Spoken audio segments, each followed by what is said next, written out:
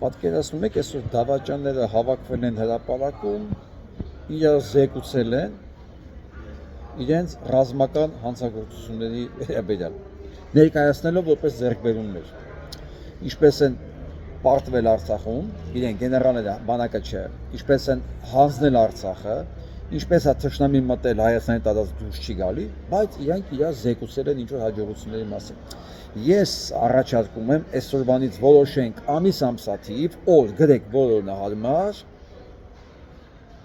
որ հավաքենք բոլոր դավաճաններին, ռազմական եւ շքերթ անենք։ Իրանք սենց քայլ են հրապարակով, որ ժողովուրդը տեսնի, որ այս մարդիկ դավաճանել են հայրենիքը։ Դա կկոչենք դավաճանի օր։ Այո, դավաճանի օր, այդ օրը բոլոր դավաճանները շքերթով,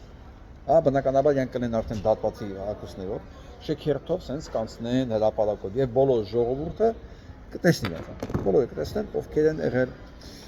բոլոր ժամանակների դավաճանները։ Հետաքրքիր բան է սպասում ես։